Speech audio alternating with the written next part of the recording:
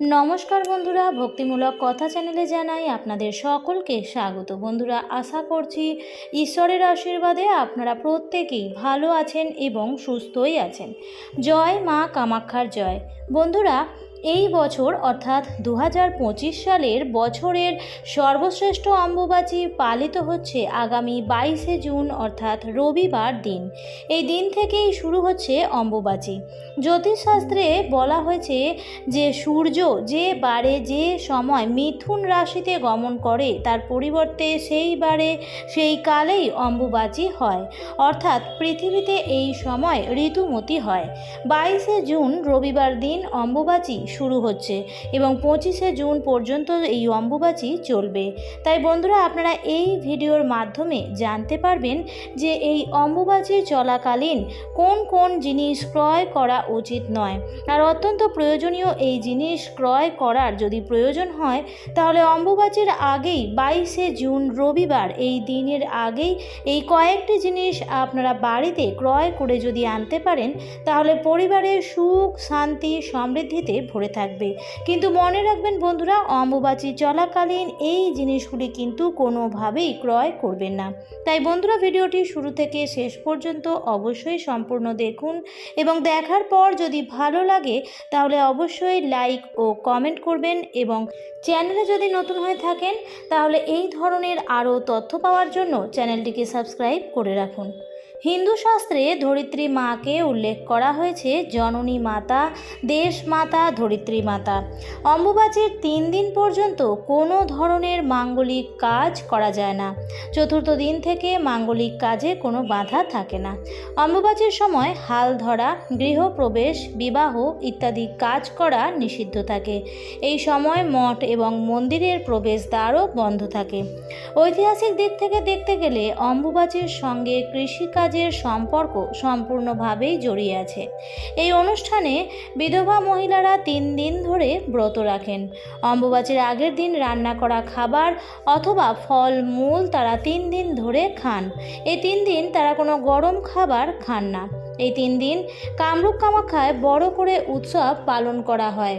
সমস্ত শক্তিপীঠ দেবীর মন্দির বন্ধ থাকে। ভারতের আসাম রাজ্যের গুয়াহাটি শহরের কামাখ্যা দেবীর মন্দিরকে ঘিরে প্রতি বছর এই সময় মেলার আয়োজন করা হয়। চতুর্থ দিন মায়ের স্নান পুজো সম্পূর্ণ হওয়ার পর কামাখ্যা মাতার দর্শন করার অনুমতি দেওয়া হয়। ভারতের বিভিন্ন প্রান্ত থেকে আসা লক্ষ লক্ষ ভক্তরা এই সময় কামাখ্যা মন্দিরের চতুর্দিকে বসে কীর্তন করে। মন্দিরের বাইরে প্রদীপ ও ধূপকাঠি জ্বালিয়ে মাকে প্রণাম করে। অম্বুবাচী নিবৃত্তির দিন পণ্ডিতেরা ভক্তদেরকে রক্তবস্ত্র উপহার হিসেবে দেয়। দেবীর এই রক্তবস্ত্র শরীরে ধারণ করলে মনস্কামনা পূর্ণ হয় বলে ভক্তদের বিশ্বাস। এই বস্ত্র পুরুষেরা ডান হাতে বা গলায় এবং মহিলারা বাম হাতে এবং গলায় ধারণ করতে পারেন। এবার বলি অম্বুবাচী চলাকালীন কোন কোন জিনিস ক্রয় করা উচিত নয়। আর যদি অম্বুবাচীর আগে শুরুর আগেই যদি এই জিনিসগুলি ক্রয় করতে পারেন তাহলে পরিবারের সর্বদাই সুখ ও সমৃদ্ধিতে ভরে থাকবে। অম্বুবাচী চলাকালীন কোনো নতুন জিনিস ক্রয় করা বা কোনো নতুন কাজ শুরু করা বা কোনো শুভ কাজ শুরু করা এই সব উচিত নয়। প্রথম যে জিনিসটির কথা বলবো তা হলো কচ্ছপের মূর্তি। বন্ধুরা, অম্বুবাচী শুরু হওয়ার আগে যদি আপনারা কচ্ছপের মূর্তি বাড়িতে কিনে আনতে পারেন তাহলে তা অত্যন্ত শুভ হতে পারে আপনার পরিবারের জন্য। বিষ্ণুর দ্বিতীয় অবতার হলো কূর্ম বা কচ্ছপ। যেখানে নারায়ণ থাকেন সেখানেই মা লক্ষ্মীর বাস হয়। তাই বাড়িতে যদি আপনারা অম্বুবাচীর আগেই এই ধাতুর তৈরি কচ্ছপ রাখতে পারেন বা আনতে পারেন তাহলে মা লক্ষ্মীর আশীর্বাদ লাভ করা সম্ভব হয়। তাই সমৃদ্ধির দেবীর কৃপা চাইলে অবশ্যই আপনারা অম্বুবাচী শুরু হওয়ার আগেই কচ্ছপের মূর্তিটি কিনে আনতে পারেন। দ্বিতীয় যে জিনিসটির কথা বলবো তা হলো বন্ধুরা কামধেনু। কামধেনুর মূর্তি যদি আপনাদের গৃহে না থাকে তাহলে অম্বুবাচী শুরু হওয়ার আগেই অবশ্যই আপনারা কিনে নিয়ে আসুন। হিন্দু পুরাণ অনুসারে কামধেনু এমনই একজন গরু যে সকল মনের ইচ্ছা পূরণ করতে পারে। যে বাড়িতে এই কামধেনুর মূর্তি থাকে সেই বাড়িতে কখনোই অর্থ ও অন্নের অভাব হয় না। বাস্তু অনুযায়ী কোনো জিনিস যদি আপনি দীর্ঘদিন ধরে পেতে চাইছেন তাহলে বাড়িতে একটি কামধেনুর মূর্তি রাখলে সেই ইচ্ছেও পূরণ হতে পারে।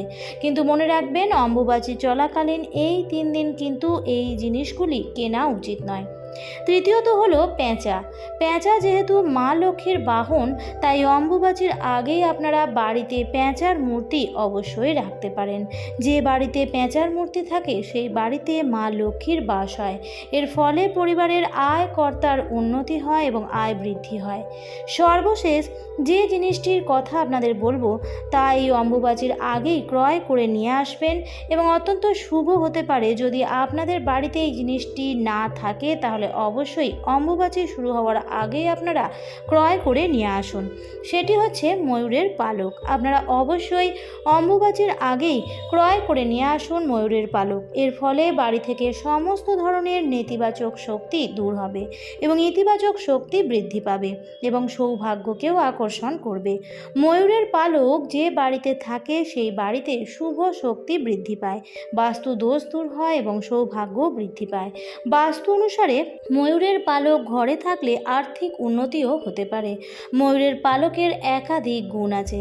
ময়ূরের পালক বাড়িতে শোবার ঘরে থাকলে দাম্পত্য সম্পর্কে কলহ অশান্তি দূর হয়। বাচ্চাদের পড়াশোনা করার ঘরে পূর্ব দিকে বা যে টেবিলে বসে পড়াশোনা করে সেই টেবিলে ময়ূরের পালক রেখে দিলে বাচ্চাদের পড়াশোনা করার মনোযোগ বৃদ্ধি পায়। কিন্তু মনে রাখবেন বন্ধুরা, অম্বুবাচী চলাকালীন এই 3 দিন এই জিনিসগুলি কিন্তু কিনে আনবেন না। এছাড়াও নতুন কাপড় বা নতুন জুতো এই অম্বুবাচী চলাকালীন কিনে আনা উচিত নয় বা ব্যবহার করাও উচিত নয়।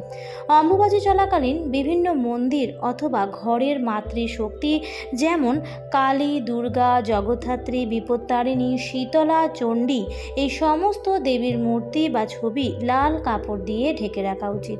অম্বুবাচী শেষ হওয়ার পর দেবীর কাপড় পাল্টে গঙ্গার জল দিয়ে তারপর পূর্বের মতো পুজো শুরু করতে পারবেন। এই 3 দিনের মধ্যে যে কোনো একদিন অবশ্যই খান আম এবং দুধ। শাস্ত্র মতে শরীর ঠান্ডা রাখতেই এই সময় দুধের মধ্যে আম মিশিয়ে খাওয়ার কথা বলা হয়। গরমের অন্যতম ফল হলো আম। আমের মধ্যে থাকে ভরপুর অ্যান্টিঅক্সিডেন্ট। এছাড়াও আছে vitamin A, vitamin D, vitamin বি12, ক্যালসিয়াম এবং পটাশিয়াম।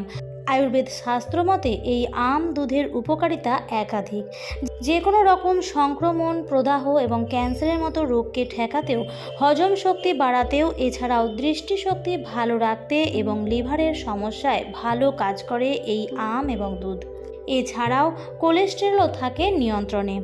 এছাড়াও বর্ষা মানেই সাপের উপদ্রব, তাই অনেকেই এটাও মনে করেন যে এই সময় আম দুধ খেলে দেবী তুষ্ট হন, ফলে সর্প ভয় আর থাকে না। তাই অম্বুবাচী শেষ হলে প্রথমেই ঠাকুরকেও নিবেদন করুন এই আম এবং দুধ। আমার আজকের ভিডিওটি এই পর্যন্তই। ভিডিওটি দেখে যদি ভালো লাগে তাহলে অবশ্যই লাইক, কমেন্ট এবং শেয়ার করতে ভুলবেন না। আবারও দেখা হবে পরবর্তী নতুন কোনো ভিডিওতে। ভালো থাকবেন, সুস্থ থাকবেন। ধন্যবাদ।